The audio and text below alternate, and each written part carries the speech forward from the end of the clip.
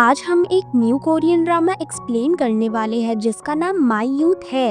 Episode की शुरुआत होती है अपने लीड कैरेक्टर के इंट्रोडक्शन से। एक तरफ सुनवू है, एक बिजी मार्केट प्लेस में घूम रहा होता है और गेस करो कि वो क्या ढूंढ रहा है। फ्लावर्स। मतलब हमारे मेन कैरेक्टर तो एक वॉकिंग बुके बनने की तैयारी में है। दूसरी तरफ जीयॉन अपनी रोज की रूटीन फॉलो करते हुए ऑफिस के लिए रेडी हो रही होती है। मार्केट से निकलते वक्त सुनवू है के हाथ में बुके की लाइन लग जाती है और वही कट लगता है एक फ्लैशबैक पे। बचपन का सुनवू है अवार्ड जीत रहा होता है और हाथ में फूल ही फूल होते हैं। अगले ही पल सीन स्विच होता है एक फ्यूनरल पे, जहां मीडिया वाले कैमरा फ्लैश मार मार के उसकी लाइफ को रियलिटी शो बना देते हैं। इसी बीच एक प्रोडक्शन कंपनी की लेडी का फोन आता है। वो कंफर्म करना चाहती है कि क्या ये वही फेमस चाइल्ड एक्टर सुनवू है। लेकिन भाई साहब ने तो तुरंत कॉल कट करके साइलेंट मोड लगा दिया, जैसे जिंदगी में कोई अपडेट अवेलेबल नोटिफिकेशन को इग्नोर करते हैं। डायरेक्टर उसे काम देना चाहती थी, लेकिन सुनवू है के लिए वो चैप्टर क्लोज्ड है, एटलीस्ट अभी के लिए। सीन शिफ्ट होता है जियॉन पे। मैडम एक रेस्टोरेंट में बैठे बैठे एक फ्लोरिस्ट का इंस्टाग्राम अकाउंट स्टॉक कर रही होती है। मतलब आजकल सीवी की जगह इंस्टा फीड ही सबसे बड़ा पोर्टफोलियो बन गया है। तभी उसके बॉस का मैसेज आता है और लास्ट मिनट का काम डंप कर देता है। जियॉन के चेहरे पे फ्रस्ट्रेशन क्लियरली विजिबल होती है। वैसे वो फील एंटरटेनमेंट कंपनी में टीम लीडर है और अपनी एक्ट्रेस दोस्त तेरिन की मैनेजर भी है। मतलब रात दिन उसको जगलिंग एक्ट करना पड़ता है। अगला सीन आता है ली जियॉन के साथ, जो सनवू है का अच्छा दोस्त है। वो एक क्रॉस रोड पे खड़ा होता है और वेट कर रहा होता है कि सनवू है गाड़ी लेके आ जाए। जैसे ही गाड़ी नजर आती है, ली जियॉन हाथ हिलाता है और अल्कोहल बॉटल्स दिखाता है, जैसे कोई बच्चा अपनी रिपोर्ट कार्ड दिखाता हो। लेकिन जैसे ही वो रोड क्रॉस कर रहा होता है, एक ड्राइवर तेजी से सनवू है की कार के पास से निकलता है। ली जियॉन का बैलेंस हिल जाता है और वो गिर जाता है। मतलब फुल दिल पे भी लगी और बॉटल्स भी टूट गई वाला सीन। ली जियॉन सनवू है को उस ड्राइवर का पीछा करने को बोलता है। सनवू है भी बिना कुछ सोचे उस ड्राइवर का पीछा करता है, ओवरटेक करके उस ड्राइवर को कन्फ्रंट करता है। लेकिन वो आदमी ड्रंक था और पंचेस मारने की कोशिश में खुद ही जमीन पे गिर जाता है। फाइनली सनवू है उस आदमी को पुलिस के हवाले कर देता है और ली जियोंग को भी सॉरी बोल देता है। फिर गाड़ी में जाते हुए नुकसान हुए दारू पे दोनों जोक मारते हैं और सनवू है कैजुअली बोलता है ली जियोंग को कि अपना शॉप जल्दी ओपन करे ताकि वो ये लॉस कंपनसेट कर सके। सीन शिफ्ट होता है जियॉन की शूटिंग लोकेशन पर। वहाँ वो अपने मैनेजर से आर्ग्यू कर रही होती है। इशू सिंपल है, लीड एक्टर को स्क्रिप्ट के हिसाब से ब्लैक कॉस्ट्यूम पहनना था, लेकिन वो एक्टर ने लास्ट मोमेंट पे व्हाइट चूज कर लिया। अब पूरा कॉन्टिन्यूटी बिगड़ गया। मैनेजर हैंड्स अप कर देता है, बोलता है कि ये राइटर की मस्ती थी, उसकी नहीं। मतलब सेट पे ब्लेम गेम चल रहा होता है। दोनों ही फ्रस्ट्रेटेड थे, लेकिन कोई सॉल्यूशन दिख नहीं रहा था, तो जियॉन वहाँ से निकल पड़ती है।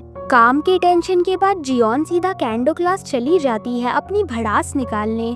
वहाँ सब लोग शॉक्ड हो जाते हैं क्योंकि वो प्रैक्टिस के बीच में करी, क्लोथ स्लिप जैसे रैंडम वर्ड्स चिल्लाने लगती है। तभी उसके मैनेजर का टेक्स्ट आता है कि लीड एक्टर की व्हाइट ड्रेस पे करी गिर गई है, अब वापस ब्लैक पे ही शूट होगा। जियॉन का मूड इंस्टेंटली लिफ्ट हो जाता है। मतलब यूनिवर्स ने शायद उसकी सुन ली। इसी मोमेंट पे उसकी सीनियर जिनसूरे का मैसेज आता है कि वो बिजी है और नहीं मिल पाएगी। जियॉन फिर भी जिनसूरे का वेट करती है। रात के 3 बजे तक ऑफिस के बाहर जिनसूरे वहाँ आती है तो थोड़ा शॉक हो जाती है उसको देख के।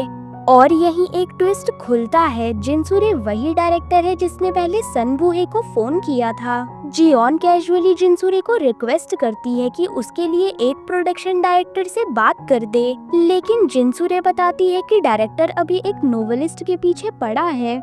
तब जियॉन अपनी फ्रेंड तेरिन के लिए रोल मांगती है। जिनसूरे एक डील देती है, अगर जियॉन समहाउ सनवू को एक्टिंग में वापस लाई तो तेरिन का रोल फिक्स हो जाएगा। वैसे भी एक प्रोजेक्ट पहले प्लान हुआ था उसके साथ, लेकिन शेल्फ कर दिया गया। मतलब अब गेम जियॉन के हाथ में है।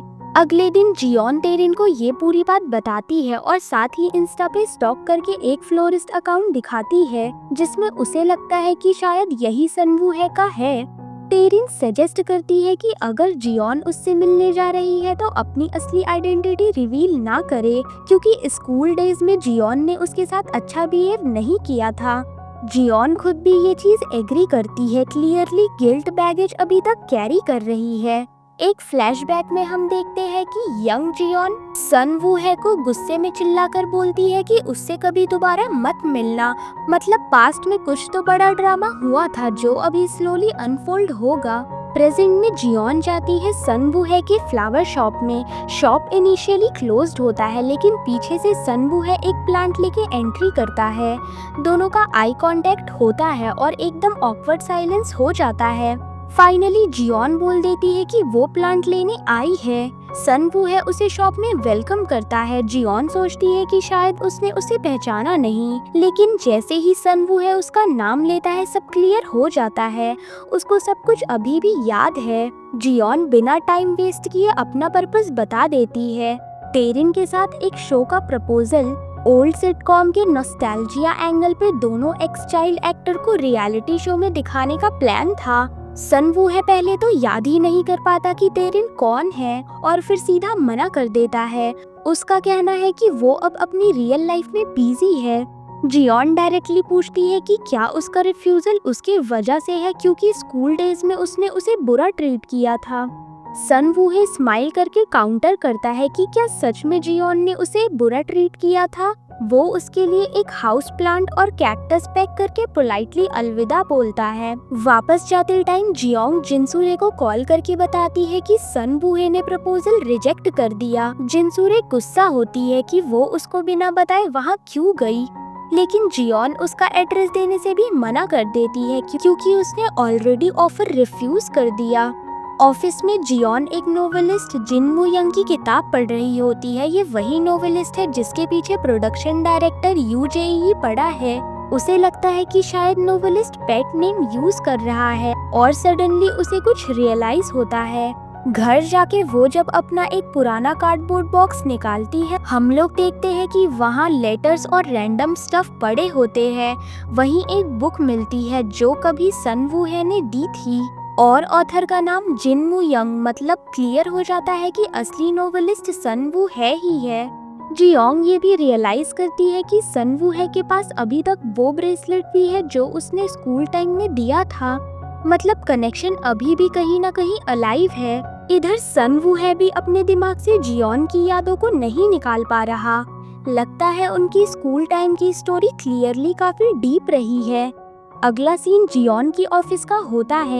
एक रेडियो सेगमेंट टुडेज वॉइस चल रहा होता है और बैकग्राउंड में एक फैमिलियर वॉइस सुनाई देती है। तेरिन इंस्टेंटली उस वॉइस को पहचानती है। वहीं पर सनवूहे भी फ्लावर डिलीवर करने आ रहा होता है। तेरिन के रेडियो डेब्यूट के लिए जिसको वहाँ के डायरेक्टर ने मंगवाया था उसे लॉबी में एंट्री नहीं मिल रही होती है, तो सनवूहे को दिए गए नंबर पे कॉल करता है। जियोन तेरिन को रेडियो रूम भेज देती है और खुद लॉबी चली जाती है, बिना जाने कि फोन पे तो वो लड़का सनवूहे ही था। रेडियो स्टूडियो में तेरिन की आंखों में आंसू आ जाते हैं जैसे ही स्पीकर किम सॉकजू का फेस उसको दिखता है। लगता है उनका भी एक हिस्ट्री है जो अभी स्लोली रिवील होने वाला है। लॉबी में जियोन सरप्राइज होती है जब वो सनवूहे को फ्लावर्स के साथ देखती है। फोटो पॉलिसी के नाम पे सनवूहे उसकी फोटो क्लिक करता है, लेकिन पिक्चर में तो सॉकजू भी एक्सीडेंटली कैप्चर हो जाता है। जब सनवूहे फिर से एक फोटो लेने का सोचता है तो जियोन वहाँ से चली जाती है। सॉकजू और सनवूहे दोनों दोस्त थे और सनवूहे उससे पूछने लगा कि क्या तुमने जियोन के साथ कांटेक्ट स्कूल के बाद भी बनाए रखे थे। उसका जवाब सुने बगैर ही सनवूहे अचानक उसके पीछे भागने लगा और लिफ्ट में घुस गया जहाँ जियोन थी।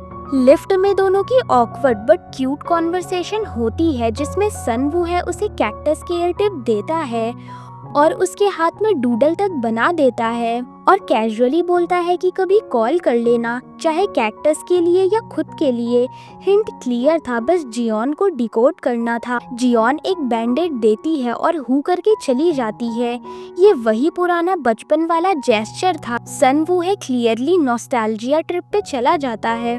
Next day Jeon producer Yu से मिलती है। पहले तो प्रोड्यूसर यू उसको भाव नहीं देता, लेकिन जब वो बताती है कि वो तेरिन की मैनेजर है, लेकिन जब वो कैजुअली ड्रॉप करती है कि जिन मू यंग उसका स्कूलमेट था, प्रोड्यूसर तुरंत इंटरेस्ट दिखाता है और रिक्वेस्ट करता है कि एक मीटिंग फिक्स करने की। वो ये भी बताता है कि उसकी हाई स्कूल में पढ़ रही बेटी भी उस नोवेलिस्ट की फैन है। जियोन के दिमाग में भी कैलकुलेशन चल रही होती है कि ये कनेक्शन तेरिन के लिए काम आ सकता है, और हंसते हंसते मीटिंग फिक्स करने के लिए हाँ कर देती है। फिर हम सोक्जू को ऑफिस में एंट्री मारते हुए देखते हैं। रिवील होता है कि वो एक्चुअली कंपनी के बॉस मिसेस किम पिल्डू का बेटा है। जियोन बार बार सनवू को कॉल करती है, लेकिन बंदा फोन ही नहीं उठाता। वो तो उसके शॉप तक पहुंच जाती है, लेकिन वो वहां भी नहीं होता। फिर एंड में जाके उसने फोन उठाया और फाइनली लोकेशन शेयर करके जियोन को एक फार्म में बुलाता है, जहां वो उस वक्त काम कर रहा होता है। फार्म में दोनों की लाइट नोकझोंक होती है। फिर जियोन उसे कन्विंस करती है कि एक हाई स्कूलर फैन उससे मिलना चाहती है। वो बच्ची उसके किताब की काफी बड़ी फैन है, जिस किताब को सनवू ने सालों पहले लिखा था। सनवू पहले थोड़ा मना करता है, लेकिन थोड़ी देर बाद मान जाता है और ग्रेटिट्यूड दिखाने के लिए जियोन उसकी मदद भी करती है। सीड्स का बैग उठाने में दोनों ऑलमोस्ट गिर जाते हैं और एक क्यूट हैंड होल्डिंग मूवमेंट हो जाता है। सनवू के घर पे उसकी सिस्टर नूरी से हम लोग इंट्रोड्यूस होते हैं। उसके डायलॉग्स टिपिकल जेंजी वाले होते हैं। बोलती है कि आज के जमाने में कोई बुक्स नहीं पढ़ता। जब सनवू उससे कहता है कि मेरी एक फैन है उसके एज की, वो बिलीव ही नहीं करती। मीटिंग के दिन सनवू एक्साइटेडली कैफे में फ्लावर्स लेकर पहुंचता है। वो फ्लावर्स वो जियोन के लिए लाया था, लेकिन ट्रुथ बॉम्ब वहीं फूट जाता है जब जियोन बताती है कि फैन के साथ उसके फादर प्रोड्यूसर यू भी आने वाले हैं। सनवू इंस्टेंटली डाउट करता है कि जियोन ये सब बस सेल्फ इंटरेस्ट के लिए कर रही है। वो गुस्से में कैफे से निकलने लगता है, लेकिन जियोन इंसिस्ट करती है कि एटलीस्ट फैन से मिल ले। उसी टाइम पे प्रोड्यूसर यू भी वहाँ पहुँच जाते हैं और अभी सनवू बेचारा पोलाइटली उनसे मिलने बैठ जाता है। प्रोड्यूसर यू की डॉटर जेन्युइनली हैप्पी होती है अपने आइडल से मिलके। सनवू भी पोलाइट और वार्म बिहेव करता है। प्रोड्यूसर कैजुअली रिमार्क करता है कि बंदा एकदम फॉर्मर चाइल्ड एक्टर सनवू जैसा लगता है, लेकिन दोनों उसे इग्नोर कर देते हैं। मीटिंग के बाद सनवू और जियोन के बीच एक हीटेड कॉन्वर्सेशन होती है। सनवू डिसअपॉइंटेड होता है कि जियोन अभी भी इतना सेल्फिश अप्रोच रखती है, और जियोन भी बोलने लगती है कि वो ऐसे ही है। इसके बाद दोनों अलग अलग रास्तों पर निकल जाते हैं। शाम को सनवू ली जियोंग के बार में होता है और जियोन की फोटो देखते देखते उसको कुछ रियलाइज होता है। फिर फुल बॉलीवुड स्टाइल में दौड़ता हुआ उसके ऑफिस के लॉबी तक पहुंच जाता है। लॉबी में दोनों मिलते हैं। सनवू इनिशियली एक्सक्यूजेस बनाता है कि वो बस फ्लावर की केयर इंस्ट्रक्शंस देने आया था, लेकिन क्लियरली मोटिव और था। जियोन भी समझ जाती है।